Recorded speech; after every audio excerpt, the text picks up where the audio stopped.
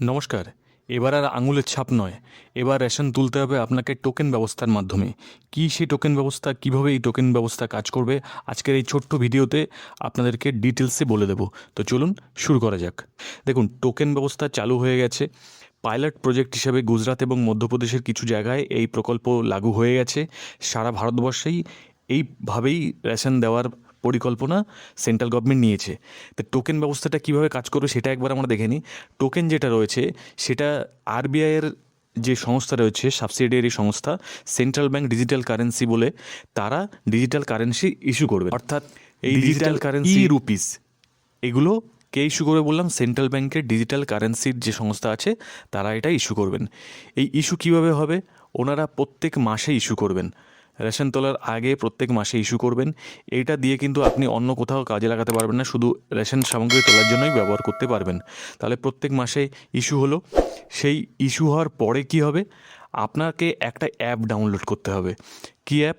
PNB ই pay, PNB ই rupees বা PNB ই pay বলে যে অ্যাপটা আছে, সেটা আপনাকে ডাউনলোড করতে হবে। সেখানে আপনাকে ওই ই টোকেনটা ট্রান্সফার করা হবে। কখন ট্রান্সফার করা হবে? প্রত্যেক মাসেই আপনার পরিবারে যতজন সদস্য আছে সেই অনুযায়ী কিন্তু আপনার যে পিএনবি ই রুপিসের যে ওয়ালেট আছে সেই ওয়ালেটে ট্রান্সফার করে দেওয়া হবে। তাহলে আপনার ওয়ালেটে টাকাটা জমে গেল, মানে ই রুপিস জমে গেল। এবার ওটা নিয়ে আপনি কী করবেন? ওটা নিয়ে আপনাকে রেশন দোকানে যেতে হবে। আপনি রেশন দোকানে গেলেন, আপনার ওয়ালেটে সেই ই টোকেনটা রয়েছে। এবার রেশন দোকানে কী পাবেন? আপনি কিউআর কোড পাবেন। সেই কিউআর কোডটা আপনাকে স্ক্যান করতে হবে।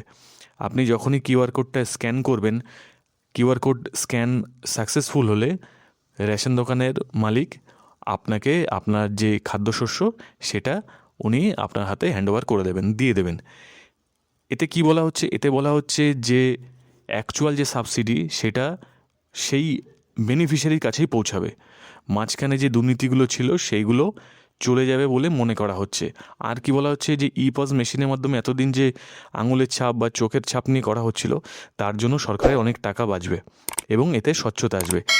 এর সঙ্গে একটা প্রশ্ন উঠতে শুরু করেছে। কী সে প্রশ্ন? যে আমার তো স্মার্টফোন নেই, সেক্ষেত্রে তাহলে কি হবে? দেখুন, এইটাই একটা বড় প্রশ্ন। আপাতত পাইলট প্রজেক্ট হিসেবে চালানো হচ্ছে। যাদের স্মার্টফোন নেই তাদের ওয়ালেটই বা কী করে হবে? কী করেই বা তারা স্ক্যান করবেন? এটা একটা বিরাট প্রশ্নচিহ্ন শুরু হয়েছে। সরকার হয়তো এই নিয়ে আরও ভাবনা চিন্তা করবেন।